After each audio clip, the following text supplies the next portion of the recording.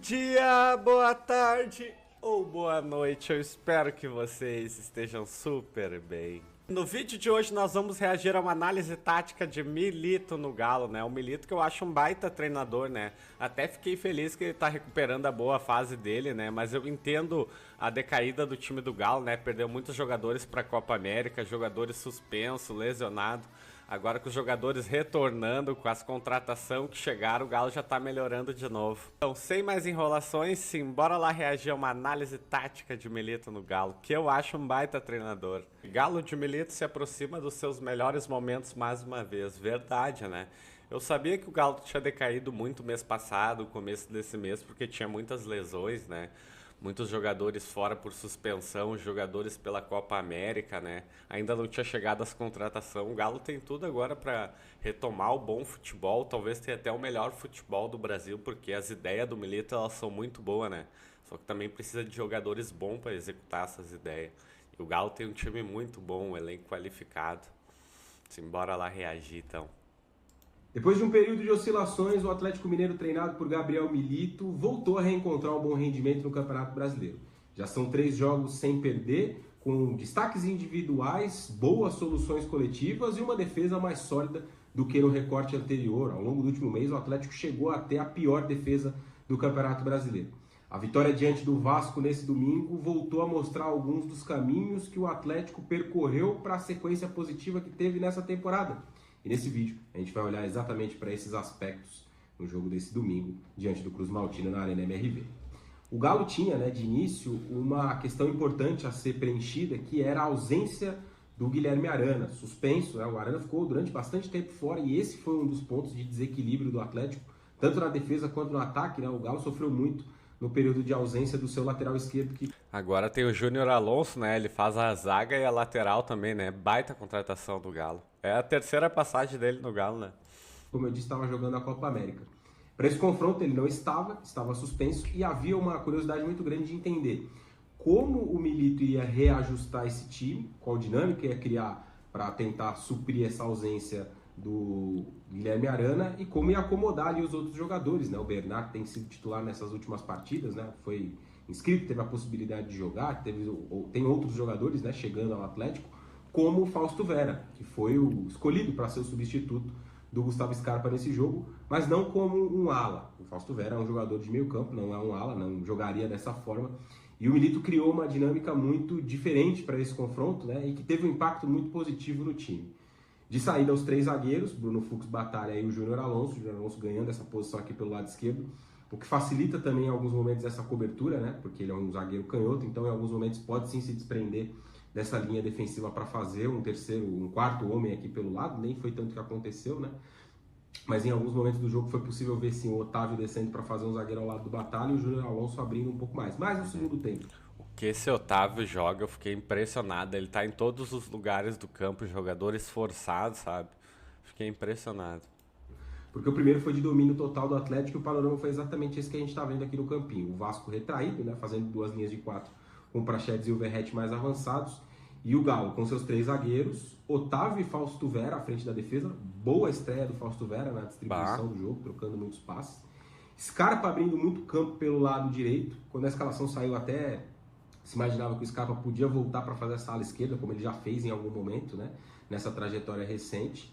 E o meio-campo com Bernard e Alan Franco, numa faixa um pouco mais central, e o Paulinho partindo como esse ala do outro lado, com uma variação importante. O Paulinho não era um cara para fechar a linha de 5, não era um jogador que ia descer para tapar esse espaço aqui quando o Vasco subia, como eu disse, tinha uma variação, né, do Júnior Alonso sair em alguns momentos e do Otávio entrar para fazer uma linha de 4.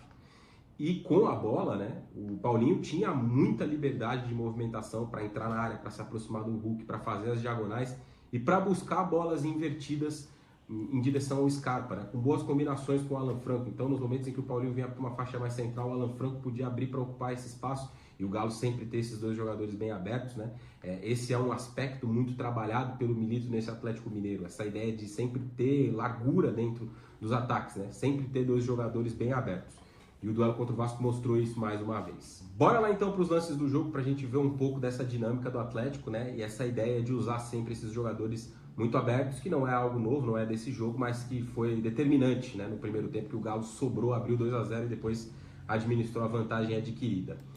Eu gostei muito das inversão que o time do Galo faz. Nem no primeiro gol, não sei se vai ser esse lance. O Paulinho recebe aqui na ponta esquerda, carrega pro meio, gira lá na ponta direita pro Scarpa e o Scarpa gira de novo e joga no meio aqui pro Hulk. Ah, jamais visto. O Galo tentou isso várias vezes. Até no react que eu vi do Vascaíno, o Vascaíno percebeu que o Galo tava fazendo isso. Na real era bem perceptível, né? Uma jogada perceptível, mas é muito difícil de marcar.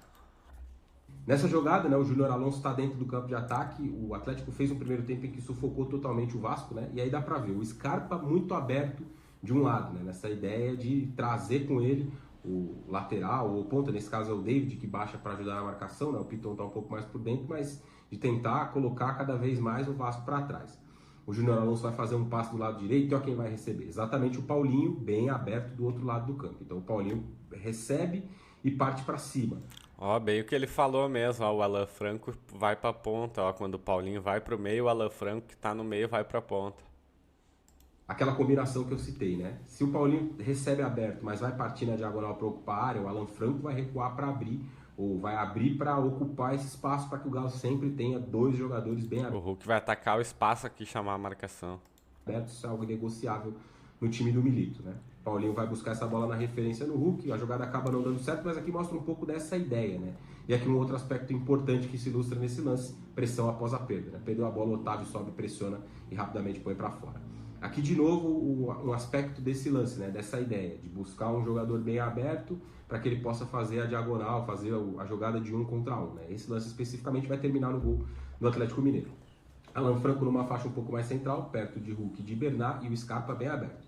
De novo a saída com um dos homens de zaga, no caso dessa vez é o Bruno Fux. O Bruno Fux vai fazer um lançamento que vai encontrar quem? Exatamente o Paulinho, muito aberto pelo lado esquerdo, recebendo de frente para o seu marcador, de frente para o lateral ou para o ponta que esteja ajudando, né? Aqui ele tem o Adson chegando e tem o caminho para partir para cima do Paulo Henrique, que é o lateral direito do Vasco. Então o Paulinho vai fazer exatamente isso, né? Ele tem a jogada individual, dois jogadores marcando ele, o que ele vai fazer? Assim como o Bruno Fux, trabalhar com uma inversão buscando o Scarpa. Porque o David já não retornou junto com o Scarpa e o Piton fechou demais. Fechou, foi muito para dentro, até para ajudar ali num espaço que o Bernat poderia infiltrar. E essa desconexão na marcação do Vasco, né, foi fatal, porque o lançamento do Paulinho, né, a virada do jogo, vai encontrar o Scarpa e o Scarpa vai fazer o cruzamento para o Hulk marcar o primeiro gol do Atlético Mineiro nesse jogo diante do Vasco. A gente vai ver um outro lance que ilustra isso, né? Mais uma saída do Galo para o campo de ataque e aqui de novo aquela variação. Paulinho bem aberto, o Alan Franco como esse meia pelo lado esquerdo. Eles vão de novo inverter. O Paulinho vai receber e vai trazer para dentro, vai trocar alguns passes e já a gente vai ver de novo, né, como o Alan Franco vai aparecer bem aberto aqui pelo lado esquerdo. O Galo vai trabalhando, vai triangulando. Paulinho muito solto, essa liberdade foi um aspecto importante no jogo de hoje contra o Vasco. Olha quem vai aparecer bem aberto aqui, Alan Franco. E o Paulinho podendo receber na entrelinha e partir para cima da marcação. Time bem treinado. Scarpa de novo bem aberto do outro lado do campo. Mais uma vez o Scarpa vai fazer a jogada de 1 para 1 contra o Piton, vai fazer o cruzamento e essa jogada vai acabar não dando em nada. Essa força do Atlético Mineiro pelos lados do campo é um aspecto que a gente observa já desde o início do trabalho do Gabriel Milito, mas que sofreu muito nesses últimos 2 meses, né, com as ausências, com os jogadores que ficaram fora tanto por lesão quanto por suspensão.